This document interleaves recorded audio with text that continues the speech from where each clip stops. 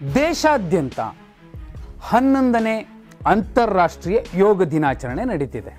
ಪ್ರಧಾನಿ ನರೇಂದ್ರ ಮೋದಿ ಅವರು ವಿಶಾಖಪಟ್ಟಣಂನಲ್ಲಿ ಅದ್ಧೂರಿಯಾಗಿ ಯೋಗ ದಿನಾಚರಣೆ ನಡೆದಂತಹ ಕಾರ್ಯಕ್ರಮದಲ್ಲಿ ಭಾಗಿಯಾಗಿದ್ದರು.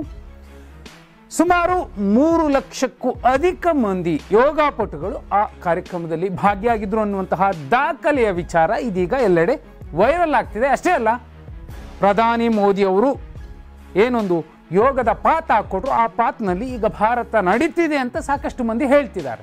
ಆದರೆ ಯೋಗ ಮಾಡೋದು, ನಮ್ಮ ಸಾಂಸ್ಕೃತಿಕ ಹೆಮ್ಮೆಯ ಪ್ರತೀಕವನ್ನು ಜಗತ್ತಿಗೆ ತೋರಿಸೋದು ಎಲ್ಲವೂ ಕೂಡ ಒಳ್ಳೆಯ ವಿಚಾರ. ಒಂದು ವಿಡಿಯೋ ನಿಮಗೆ ತೋರಿಸ್ಬೇಕು. ಆ ವಿಡಿಯೋ ನೋಡಿದ ಮೇಲೆ ಇಲ್ಲಿ ಯಾರದ್ದು ತಪ್ಪು ಅನ್ನೋದನ್ನು ನೀವು ಪ್ರಶ್ನಿಸಬೇಕಾಗತ್ತೆ. ಅಥವಾ ಇದೇ RCB ಗೆದ್ದಾಗ ಬೆಂಗಳೂರಿನಲ್ಲಿ ಚಿನ್ನಸ್ವಾಮಿ ಕ್ರೀಡಾಂಗಣದಲ್ಲಿ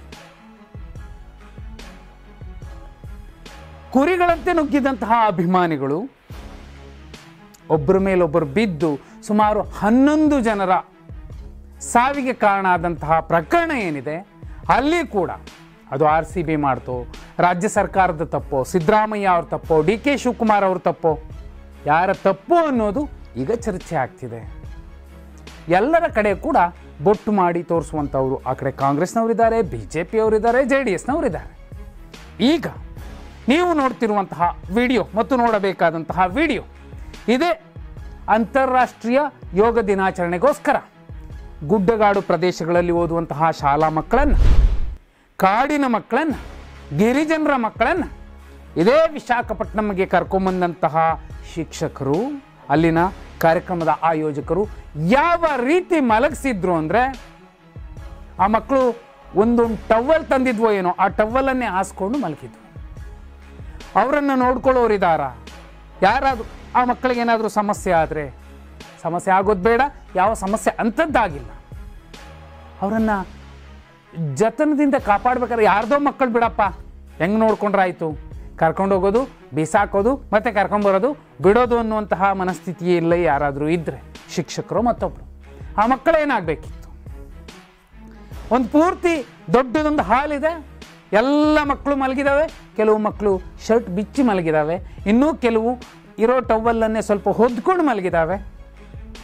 ಆ ಮಕ್ಕಳಿಗೆ ದಿಕ್ಕು ದೆಸೆ ಯಾರು ಏನು ಅಂತ ಪ್ರಶ್ನೆ ಮಾಡುವಂಥವರು ಕೂಡ ಇಲ್ಲದಂತಹ ಒಂದು ಸ್ಥಿತಿ ಇದೆ. 1 ನಿಮಿಷ 11 ಸೆಕೆಂಡ್ಗಳ ವಿಡಿಯೋ ಇದೆ.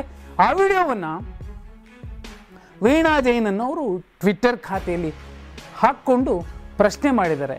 ಈ ಏನು ಒಂದು ಮಾರ್ಗಸೂಚಿ ಇಲ್ವಾ? ಇದೇ RCBಯ ಸಂಭ್ರಮಾಚರಣೆ ಸಂದರ್ಭದಲ್ಲಿ ಸತ್ತಂತಹ 11 ಮಂದಿಯ ಪ್ರಕರಣದಲ್ಲಿ ಕೋರ್ಟ್ ಕೂಡ ಕೇಳ್ತು, ಮಾರ್ಗಸೂಚಿ ಏನೂ ಇರಲಿಲ್ವಾ?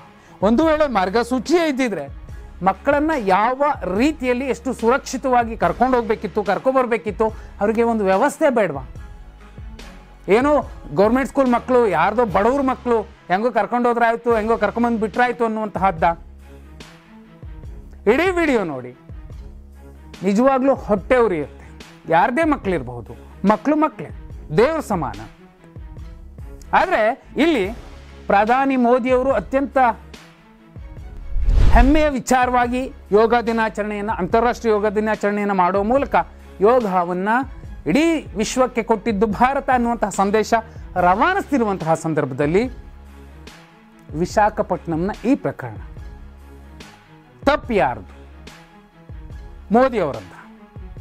ರಾಜ್ಯ ಸರ್ಕಾರದ ಅಂದರೆ ಆಂಧ್ರ ಪ್ರದೇಶದ ರಾಜ್ಯ ಸರ್ಕಾರದ ಚಂದ್ರಬಾಬು ನಾಯ್ಡು ಅವರ ತಪ್ಪ?